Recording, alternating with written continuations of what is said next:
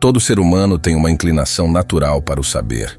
Isso ocorre porque faz parte da natureza humana, dotada da razão, achar explicações para tudo à nossa volta.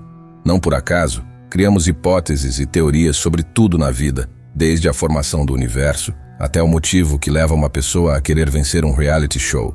Essa busca por respostas ficou marcada em diversas civilizações que, em sua maioria, representavam a sabedoria como um deus. Na Índia, por exemplo, temos Ganesha.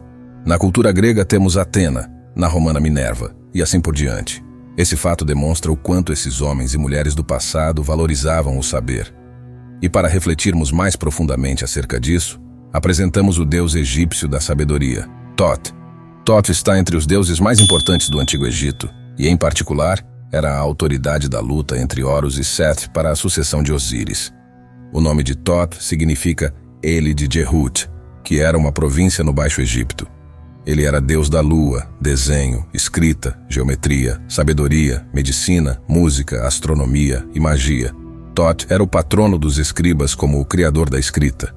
De acordo com uma teoria, ele tinha feito a criação do mundo através da eficácia das palavras. Pelas suas próprias mãos, o deus Thoth notou em 42 livros, o número de nomes egípcios, toda a sabedoria do mundo. Era também muito apegado à deusa Maat como representante da verdade e da justiça. Thoth era também um deus das leis. Como advogado, supervisor legal e defensor dos mortos, participava na pesagem da alma durante o julgamento, em que o indivíduo era submetido para saber se era digno ou não de entrar no céu do além, uma cena bem conhecida desenhada em muitos rolos de papiros. Thoth foi considerado um grande inventor, tendo descoberto números, matemática, geometria, astronomia, vários jogos, damas e rolos de dados, e especialmente a escrita. Os sacerdotes de Thoth disseram dele que ele criou tudo a partir do som e que, através dos hieróglifos, ele também tinha o controle da magia e dos feiticeiros. De fato, disse que Thoth escreveu livros que continham o fabuloso conhecimento da magia e do encantamento, livros depois selados numa cripta. Outra característica de Thoth foi a de ser uma divindade lunar. Como a lua era um dos fundamentos do calendário egípcio, ele era o coletor de anos e o senhor do tempo. Para os antigos egípcios, o deus Thoth era representado com o corpo humano e a cabeça de Íbis. Além disso, a divindade seria a responsável pela lua, a magia e a escrita. Vamos analisar cada um desses elementos e os seus mitos para compreendermos melhor seus símbolos. Conta o mito que Thoth foi o deus responsável por criar a escrita e ensiná-la aos seres humanos. Essa escrita seria, no caso, os famosos hieróglifos. Por esse mito, os antigos egípcios relacionavam o deus com qualquer tipo de conhecimento. Inclusive, ele teria sido a divindade responsável por introduzir a magia no mundo, o que o tornou bastante popular entre sacerdotes e nos cultos herméticos. A magia, que em geral é relacionada com a ideia de ser um conhecimento oculto e mistérico, também guarda relação com o fato de Thoth ser o deus da lua, pois em geral, os egípcios associavam esses dois elementos, lua e mistério. Não por acaso, até os dias atuais, ainda há fortemente essa relação entre as fases da lua e um tipo de mágica, advindos também de outras culturas ao longo da história. Outro papel importante do deus da sabedoria egípcio era o de mensageiro dos deuses. Por dominar a escrita e entregá-la aos seres humanos, Thoth fazia assim uma ponte entre as divindades e os mortais. Essa relação de ser uma ponte entre o divino e o ser humano é, em última análise, um modo de entendermos o papel da sabedoria na nossa vida. Através da sabedoria, ou seja, da percepção natural da vida e das suas leis, é que podemos nos conduzir para chegar até o maior dos mistérios, que seriam os deuses.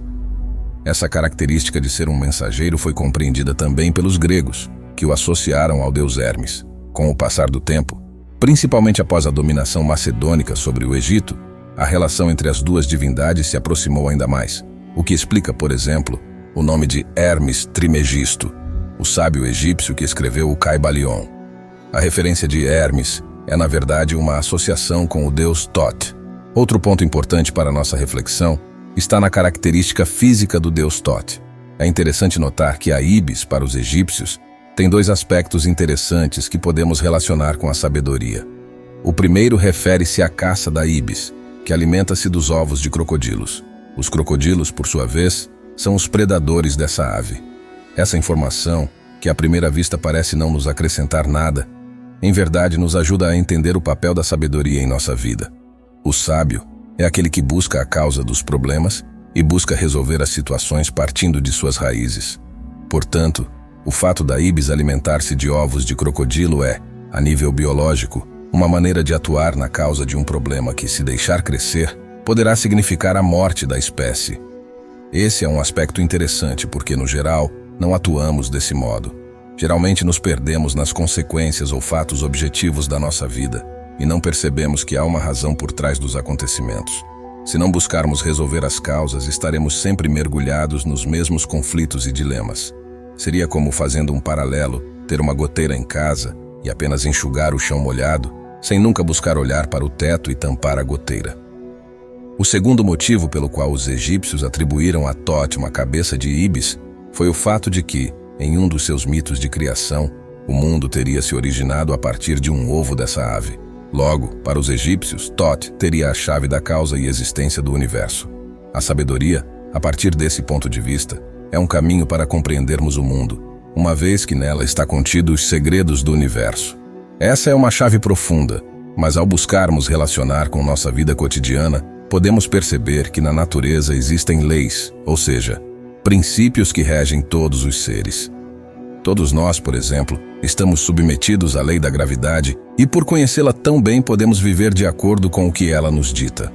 Entendemos seus princípios e a seguimos de maneira natural. Logo, nesse aspecto da vida, obtemos sabedoria. Um outro momento para os egípcios, em que Thoth participava da jornada humana, seria na morte. Segundo a tradição do Egito, ao morrer, a alma da pessoa participaria de um julgamento para saber se iria desfrutar do outro mundo ou se deveria retornar para a terra e viver uma nova experiência humana. Para isso, pesava-se o coração do morto em uma balança e comparava seu peso ao de uma pena, a pena da deusa Maat, conhecida por ser a deusa da justiça. Se o coração do morto fosse mais pesado ou mais leve que a pena, a sua alma seria devorada por um monstro e nasceria de novo no mundo. Caso o coração tivesse a mesma medida que a pena, a pessoa passaria e faria uma confissão negativa perante 42 juízes, ou seja, o morto diria todos os crimes que não cometeu em vida para poder ser julgado. Frente a esse tribunal espiritual, o papel de Thoth seria o de registrar a confissão e apresentá-la a Osíris, o senhor do mundo dos mortos, que decidiria o destino dessa alma. Thoth é, portanto, aquele que valida as ações, e isso é um símbolo poderoso, pois como este é o Deus da sabedoria, podemos perceber a intrínseca relação, mais uma vez, entre o acesso ao desconhecido, misterioso, nesse caso o mundo dos mortos, com o modo de viver e de compreender a vida. A sabedoria, portanto, não é apenas uma busca do ser humano, uma mera curiosidade. Ela pertence à nossa evolução, é de fato um caminho para alcançarmos novos patamares e observar a vida de um ponto acima, enxergando suas leis e se movimentando a partir delas. No fim, a sabedoria nos ensina como jogar o jogo da vida, e Thoth, por meio dos seus símbolos, é responsável por nos transmitir essas ideias. Seja ensinando à humanidade a arte da escrita, seja sendo mensageiro dos deuses ou guiando nossa conduta para que possamos adentrar ao reino de Osíris, o certo é que a sabedoria está presente em toda a nossa vida, como um fio condutor que nos leva até a nossa íntima natureza. Então, que possamos ser conduzidos e aprender cada dia mais a enxergar a vida sob essa perspectiva. Quem sabe, quando chegarmos a esse local mais alto, não possamos entender um pouco mais sobre essa sutil arte de viver. Se você chegou até aqui, não esqueça de deixar o seu like e comentar abaixo. Se ainda não é inscrito, se inscreva, para que possamos crescer a cada dia. Obrigado.